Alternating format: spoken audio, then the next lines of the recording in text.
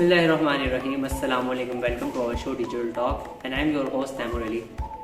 My guests today are the student of graduation, but important thing is that they all are the masters of digital skills and own their own businesses.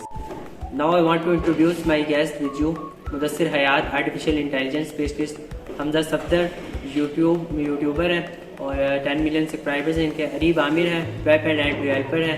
Arik Abid है, business consultant है। और फहद इस्लाम है, data analysis. Thank you for giving us your time. पहले तो मुदस्सिर भाई बहुत शुक्रिया यार, आपने टाइम दिया। और मुझे बड़ी खुशी हुई यार ये जानकर कि आप एक तो स्टूडेंट हैं, उसी के साथ साथ अपना बिजनेस भी ऑन कर रहे थे। ये मैं समझता हूँ बहुत बड़ी अचीवमेंट है एक तो ऐसी कंट्री में रहकर पाकिस्तान में। तो ये मेरे ख्याल से बहुत अच्छी बात है कि आपने यानी कि अपने स्टूडेंट होते हुए भी आपने यानी कि एक बहुत बड़ी चीज़ गेन की है। तो मैं आपको जाहिर सी बात है आर्टिफिशियल इंटेलिजेंस के हवाले से आप स्पेशलिस्ट हैं उसके, इसीलिए आपको यहाँ पे बुलाया भी गया था। तो मैं जानना चाहूँगा कि ये आर्टिफिशियल इंटेलिजेंस है क्या। ऑडियंस वाकई में ये जानना चाहती है कि आखिर क्या है जिससे आपने यानी कि स्टूडेंट रहते हुए भी फिर भी आपने यानी कि ऐसी स्किल यानी कि आपने स्टूडेंट रहते हुए भी उसको कर लिया और उससे आपने क्या नाम है अच्छा बिजनेस आपने क्रिएट किया है। तो हम ये जानना चाहेंगे यार आपसे। Thank you for inviting me here. First of all, I would like to tell you what is artificial intelligence. Artificial intelligence is a technique getting machines to work and behave like humans. इसमें हम ऐसी machines बनाते हैं जिनमें human intelligence होती है, हम task complete करते हैं। अब आप सोचें कि हाउ गूगल आपको एक्यूरेट सर्च रिजल्ट बताता है और आपकी फील्ड पे कैसे आपको सजेशन आती है, तो ये आर्टिफिशियल इंटेलिजेंस से होता है। आर्टिफिशियल इंटेलिजेंस में अब 3 टाइप आ जाती हैं, इसमें सब आ जाती हैं, सब टाइप्स 2 आ जाती हैं, मशीन लर्निंग, डीप लर्निंग। तो हम आर्टिफिशियल इंटेलिजेंस में पहले जो मशीन होती है वो ह्यूमन बिहेवियर करती है। इसकी जो सब टाइप में आ जाती है मशीन लर्निंग, उसमें वो उसको ऐड करती है। उसके बाद आ जाता है डीप लर्निंग, उसमें हम प्रॉब्लम सॉल्व करते हैं। तो ये 3 आर्टिफिशियल इंटेलिजेंस है। अब मुझसे बहुत लोग सवाल पूछते हैं कि हमने आर्टिफिशियल इंटेलिजेंस के डेवलपर कैसे बने। तो मैं उन्हें यही कहता हूँ कि आप है ना पाइथन पे करें, पहले पाइथन पाइथन से। ये पाइथन क्या चीज़ है जैसे भाई? पाइथन एक कोर्स है, प्रोग्रामिंग कोर्स। आप उसको करेंगे तो उसमें ना हमने 6 महीने में आपने पूरा 0-100 सीख लेंगे। ये आप बेसिक लेवल हो गया आर्टिफिशियल इंटेलिजेंस का। फिर उसके बाद आ जाता है कैलकुलस और उसके बाद हम ऊपर हाई तरफ चलते जाते हैं तो वहाँ से आगे कैलकुलस आ जाता है और लीनियर अलजेब्रा आ जाता है। फिर उसके बाद आर्टिफिशियल इंटेलिजेंस बनाता है। इसमें मतलब हमें वेदर प्रेडिक्शन पहले पता लग जाती है और हम अपने रिसोर्स उठा के कहीं रख देते हैं। तो हमें आर्टिफिशियल इंटेलिजेंस हमारे में बहुत काम आता है। अब मुदस्सिर भाई मुझे बड़ा यानी कि ना हैरत है कि भी आपने यानी कि स्टूडेंट होते हुए यार कैसे कर लिया यार। तो किस तरह यानी आपने टाइम निकाला, किस तरह आपके जहन में आएगा यार करते हैं कुछ ऐसा। जब मैं स्टूडेंट था ना तो मेरा एक दोस्त था, वो भी आर्टिफिशियल इंटेलिजेंस था, तो वो लाखों कमा रहा था उससे। फिर मैंने भी उसको देख के सीखा। मैंने कहा था मैं भी सीखूँगा और उसके बाद मैंने पाइथन कोर्स किया, 6 महीने लगाए उससे। फिर उसके बाद मैं आगे बढ़ता गया, काम होता गया और आज मैं लाखों कमा रहा। यानी वो आपका दोस्त जो आपकी मोटिवेशन बन गया। और अच्छा हम जानना चाहेंगे हमसे सफदर से कि यार आप इतनी सी उम्र में माशाल्लाह बड़े यूट्यूबर बन गए हैं, तो सोशल मीडिया पे यानी कि क्या अपॉर्चुनिटीज़ हैं एक ग्रेजुएशन के स्टूडेंट के लिए? Thank you so much for inviting me. Basically, there are 3 types of media. Print media, electronic media जिसमें टीवी और रेडियो वगैरह आते हैं, और इसके बाद सोशल मीडिया। बेसिकली जो सोशल मीडिया है इस पर 4.2 बिलियन यूज़र्स हैं पूरे वर्ल्ड के, और इस 4.2 बिलियन में से 4.15 बिलियन जो हैं वो मोबाइल यूज़र्स हैं। और ये पूरे वर्ल्ड में ये पूरे ईयर्स में 3.2% ये इंक्रीज़ करता है पूरे ईयर में। और ये बहुत ही वास्ट प्लेटफॉर्म है। इसमें यूट्यूब, फेसबुक और व्हाट्सएप, इंस्टाग्राम ये चीज़ें आती है। सबसे जो पॉपुलर है वो फेसबुक है। इसके बाद ये इसने ग्लोबल विलेज की शक्ल दे दी है पूरे वर्ल्ड को। इसमें अगर हम बात करें फेसबुक की, तो फेसबुक में रोज़ाना के 1 बिलियन साइनअप होते हैं फेसबुक में। उसके बाद यूट्यूब है, वो सेकंड लार्जेस्ट सर्च इंजन है गूगल के बाद। इसमें एडवर्टाइजमेंट होती है। एडवर्टाइजमेंट में फेसबुक, यूट्यूब, इसमें इंस्टाग्राम में इसमें एडवर्टाइजमेंट होती है कि आप किसी भी चीज़ की एडवर्टाइजमेंट कर सकते हैं, अपने ब्रांड को प्रमोट कर सकते हैं, या आप किसी भी हवाले से अपनी कोई चीज़ सेल करना चाहते हैं तो वो ऑनलाइन शॉपिंग भी वहाँ पे होती है। इसके बाद हम देखते हैं कि इसके एडवांटेज और डिसएडवांटेज कौन कौन से हो सकते हैं। फर्स्ट ऑफ ऑल तो एडवांटेज में कि इसमें आप कोई भी चीज़, आपको किसी भी चीज़ की अगर वीडियो की ज़रूरत है, इंफॉर्मेटिव वीडियो या किसी भी किस्म की, तो वो आपको यूट्यूब से इजीली मिल सकती है। जैसा कि आपने, अगर आप बिजनेस के स्टूडेंट हैं और अगर आपने कोई स्टार्टअप करना है तो आप उसमें से यूट्यूब में से किसी भी किस्म की आप स्टार्टअप की वीडियो वो कर सकते हैं। इसके बाद इजी टू यूज़ है कि इसको आप इजी तरीके से यूज़ कर सकते हैं और बहुत फास्ट है कि अगर हम पिछले ज़माने में देखें तो वो प्रिंट मीडिया का था, प्रिंट मीडिया में होता था, लेकिन अब सोशल मीडिया के एक टच पे वो पूरे वर्ल्ड में वो चीज़ पहुंच जाती है। जबकि जो प्रिंट मीडिया था उसमें वो सिर्फ उसी इलाके में मतलब 3-4 घरों में ज़्यादा से ज़्यादा न्यूज़पेपर पहुंच जाता था, लेकिन जो ये सोशल मीडिया, ये आप अगर एक टच करेंगे तो वो पूरी ग्लोबल में हो जाएगा। तो इसका कि वेरी फीडबैक, मतलब कि बहुत तेज़ी से ये फीडबैक भी इसका मिलता है। मतलब आपने 1 सेकंड में कोई पोस्ट की या उसके बाद आपको उसी वक्त उसके नीचे कमेंट्स मिलेंगे, उसका फीडबैक मिलेगा।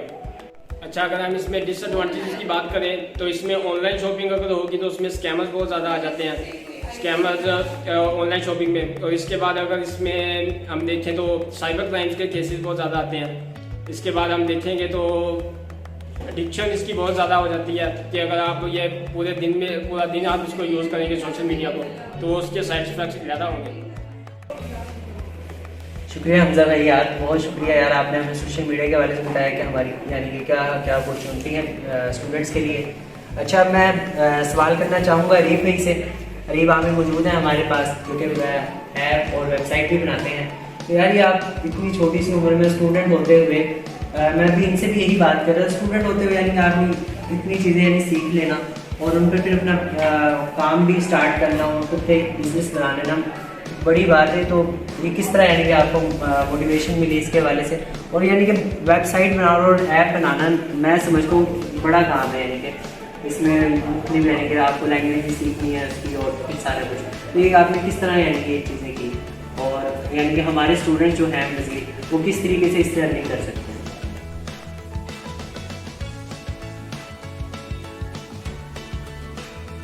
First of all, I would like to thank Taimur Ali for having me here. और मैं आपको बताऊंगा ऐप डेवलपमेंट और इसके वेब डेवलपमेंट के बारे में। सबसे पहले तो मतलब आपको ये है कि इसके लिए लगन की ज़रूरत है, आपने कोशिश करनी है, आपने सीखने की उम्मीद से आना है इसमें। अब मुझे भी अपने दोस्तों वगैरह को देख के मोटिवेशन मिली थी कि मैंने भी करना है, क्योंकि वो बहुत कमा रहे थे इस चीज़ से। मैंने भी सोचा कि इस एज में अगर वो कर सकते तो मैं क्यों नहीं कर सकता। जब मैंने आहिस्ता आहिस्ता उनको देख के उनसे सीखने की कोशिश की पहले, फिर मैंने अकेडमीज ज्वाइन की, सॉफ्टवेयर हाउस ज्वाइन किए, उधर मैंने देखा कि किस तरह काम होता है। मैंने मुख्तलिफ लैंग्वेजेस सीखी, फिर मैंने पाइथन सीखी। पाइथन एक क्रॉस प्लेटफॉर्म है जो मतलब इस तरह के iOS के ऐप्स भी बनाता है और एंड्रॉयड के ऐप्स भी बनाता है। तो आजकल आपने जैसे देखा ही है कि ऐप्स वगैरह कितने इंपॉर्टेंट हो गए हैं ज़िंदगी में। हम फ़ोन यूज़ करते हैं, हर चीज़ की मतलब एप्लीकेशन से हमें हर एक चीज़ आसान हो गई है। और हम जिस तरह ये बना के आगे मार्केट में सेल करते हैं तो इससे बहुत ज़्यादा हमें पैसे मिलते हैं। फॉर एग्जांपल मैं एग्जांपल लूँगा फेसबुक की। जिस तरह फेसबुक एक ऐप है, उसने बिलियंस ऑफ पीपल्स में एक अपना नाम बनाया, बहुत सारे लोग उसको यूज़ करते हैं, तो और बहुत सारे लोग उस पर काम करके उससे पैसे भी कमा पा रहे हैं। आपने देखा उन्होंने इतना, उसकी कंपनी फेसबुक की कंपनी ने इतना पैसा कमा लिया है कि वो बाकी प्लेटफॉर्म्स भी खरीद रहे हैं। इंस्टाग्राम जैसे देख लें आप, व्हाट्सएप देख लें, ये उन्होंने खरीद लिया। और वेब डेवलपमेंट इस तरह हो गई है, जब से कोविड आया है उसके बाद से इसकी मांग बहुत बढ़ गई है कि आप कारोबार बंद हो गए थे, हर कोई ऑनलाइन कामों पे शिफ्ट हो गया था। तो हम लोग चाहते थे कि उनको हम वेब बना के दें वेबसाइट, ताकि जिस पे उनका काम जारी रखें। और ये इसका सबसे बड़ा एडवांटेज ये है कि हम घर बैठे भी हम अपना काम कर सकते हैं, हमें ऑफिस वगैरह जाने की कोई ज़रूरत नहीं है। तो खुदा न खास्ता पेंडेमिक दोबारा आता है तो हमें ये नहीं होगा कि हम ऑफिस जाएं, ऑफिस जाके मतलब काम करें, उसमें तो लॉकडाउन लग जाता है, लॉकडाउन में हम किस तरह जाके काम करेंगे। सो इसके ये बहुत सारे बेनिफिट्स हैं। यार आपका खुद का भी तो सॉफ्टवेयर हाउस है जो आप वहाँ पर काम भी कर रहे हैं, ऐप्स भी बना रहे हैं और वेबसाइट्स भी बना रहे हैं, तो वहाँ पे उसका क्या स्ट्रक्चर है, किस तरह आपने टीम को डिवाइड किया हुआ है, कौन सी टीम क्या काम कर रही है, वो थोड़ा सा आप बताएंगे हमें। जैसा कि आपको पता है कि हमारा सॉफ्टवेयर हाउस है सेटेलाइट ऑन में कैश के नाम से, जहाँ पे हम वेब डेवलपमेंट भी करते हैं एंड ऐप डेवलपमेंट भी करते हैं। तो हम लोगों ने टीमें डिवाइड की हुई है। एप्लीकेशंस बनाने के लिए अलग टीम है हमारे पास, और वेबसाइट बनाने के लिए हमारे पास अलग टीम है। और हम लोग ऐसा करते हैं कि ना मोस्टली फ्रीलांसर्स को उठाते हैं। उनको वैसे जो लोग हायर किए हुए होते हैं, फ्रीलांसर्स को लोगों ने हायर किया होता है, वो उन लोगों को सैलरीज भी कम देते हैं, काम भी उनका ज़्यादा करवाते हैं, लेकिन हम उनको सैलरीज अच्छी देते हैं। हमारी अर्निंग काफ़ी अच्छी जा रही है इस टाइम। वैसे हम लोग सॉफ्टवेयर हाउस में भी काम करते हैं, और अगर कोई ऑनलाइन जो अवेलेबल नहीं होता तो हम उसको उसका काम बता देते हैं, वो ऑनलाइन अपने घर बैठे भी कर सकता है। शुक्रिया अजीब भाई, यार आपने बताया हमें सॉफ्टवेयर हाउस के बारे में। अच्छा, हम फात भाई से पूछेंगे जो कि डेटा एनालिस्ट है, और इस डिग्री के बारे में, स्किल के बारे में हमें बिल्कुल नहीं मालूम, और क्या होती है यार ये फात भाई, हमें इसके बारे में पहले कभी नहीं सुना यार, तो आप बताएं कि आखिर ये है क्या चीज़। फर्स्ट ऑफ ऑल तैमूर भाई, I want to say thanks to you invited me here. And जैसा कि आप सब लोग जानते हैं कि डिजिटल स्किल्स क्या होती हैं, और आजकल डिजिटल स्किल्स की क्या इंपॉर्टेंट है मार्केट में, और ये किस तरह वर्क करती हैं, और इसमें इसकी कैटेगरीज क्या हैं। और इसमें जो सबसे अहम काम होता है वो है बिजनेस डेटा एनालिस्ट। जैसा कि हम कोई भी बिजनेस स्टार्ट करते हैं और हम उसको चेक करते हैं कि अगर ये बिजनेस या तो हमें प्रॉफिट दे रहा है या तो हमें लॉस दे रहा है, और वो उस सूरत में होता है जब हम इसको एनालाइज करते हैं कि जब हम इसको एनालाइज करते हैं, और मान लो कि तैमूर भाई एक बिज़नेस है और जिसकी जो सेल्स हैं वो डिक्लाइन हो रही हैं, और इस कंपनी को ये फाइंड करना है कि हमारी जो कंपनी की सेल्स हैं वो किस वजह से डिक्लाइन हो रही हैं और क्यों डिक्लाइन हो रही हैं। तो उसके लिए वो उसके प्रीवियस डाटा को एनालाइज करेंगे कि भाई इसमें क्या चीज़ है जिसकी वजह से हमारी जो कंपनी को है वो नुकसान हो रहा है, और हमारी कंपनी लॉस में जा रही है लेकिन प्रॉफिट में नहीं जा रही। तो इसके लिए वो जो डाटा को एनालाइज करने के लिए जो टूल इस्तेमाल किए जाते हैं, जो जिनमें से एक सबसे कॉमन टूल है वो है माइक्रोसॉफ्ट एक्सेल, और दूसरा है BI टूल्स। और माइक्रोसॉफ्ट एक्सेल में हम किसी भी कंपनी के प्रीवियस डाटा को उठाते हैं और उसके ऊपर उसकी चार्टिंग वगैरह करते हैं, उसकी फाइनेंशियल स्टेटमेंट होती है उसको हम नोट करते हैं। नोट करने के बाद फिर हम उसके ऊपर कोई ना कोई नतीजा आकिस करते हैं कि ये किस वजह से हुआ है और क्यों हुआ है। जबकि BI टूल्स है वो MS एक्सेल के बिल्कुल तौर पर डिफरेंस है, और BI टूल्स की तीन कैटेगरीज होती हैं। इसकी 3 टाइप्स होती हैं, पावर बी, ट्यूबले और क्लिक सेंस। जो अगर हम इन तीनों टैबों का मुआवजा करें तो ये तीनों टैब्स MS एक्सेल के बिल्कुल तौर पर डिफरेंस हैं। MS एक्सेल में हम सिर्फ डेटा को स्टोर कर सकते हैं, लेकिन हम उसके ऊपर चार्टिंग वगैरह के इस तरह कोई काम नहीं कर सकते। लेकिन अगर हम इनकी बात करें तो इनके ऊपर हम चार्टिंग वगैरह भी आसानी के साथ कर सकते हैं, और हम अगर डाटा को ट्रांसफ़र करना चाहें तो हम पावर बी के थ्रू MS एक्सेल को हुकअप करेंगे। हुकअप करने के बाद हम वहाँ से डाटा को पावर बी की तरफ ट्रांसफ़र करके हम उस डाटा की चार्टिंग वगैरह, उसका ग्राफ और उसको डिफरेंट तौर पर विजुअल कंटेंट के तौर पर भी हम इसके ऊपर इस्तेमाल कर सकते हैं। बहुत शुक्रिया फार भाई, यार आपने बताया हमें डेटा एनालिसिस के बारे में। तो अनिका अभी तो हमारे पास मौजूद हैं और काफ़ी टाइम भी हो गया, बैठे हुए इंतजार कर रही हैं, बिजनेस कंसल्टेंट है। तो हम इनसे पूछेंगे कि भाई डिजिटल स्किल्स को आपने एक बिजनेस के स्टूडेंट्स के हवाले से कैसे देखते हैं, तो उनके लिए क्या अपॉर्चुनिटीज़ हैं इसमें, क्या यानी कि कौन कौन सी डिजिटल स्किल्स वो कर सकते हैं। First of all I would like to say thanks to Taimur कि उन्होंने मुझे यहाँ बुलाया और अपॉर्चुनिटी दी कि मैं अपने व्यूज़ दे सकूँ। एक्चुअली सबसे पहले तो ये बात समझना ज़रूरी है कि what are digital skills and what is the requirement for business graduates. अब जैसे कि बहुत डिफरेंट यूनिवर्सिटीज़ जो हैं अब इस चीज़ पर फोकस करने लगी हैं आफ्टर, जैसे कि हमने पास्ट डिकेड में देखा डिजिटली कोई भी ऐसा एनवायरनमेंट क्रिएट नहीं था हमारे पास, लेकिन जब से पेंडेमिक हुआ पोस्ट पेंडेमिक के बाद सब ने एक एनवायरनमेंट बन गया और सब ने जो है मूव ऑन करना शुरू किया डिजिटल प्लेटफॉर्म्स की तरफ। तो अगर बिजनेस ग्रेजुएट के लिए देखा जाए तो marketing is a very important aspect to market your business, to market your product and all that stuff.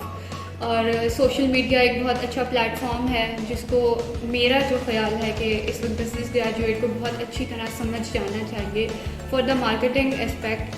And then there is a data analyst for the reporting, and then that is actually for the financial positions and statements वगैरह जो होती हैं।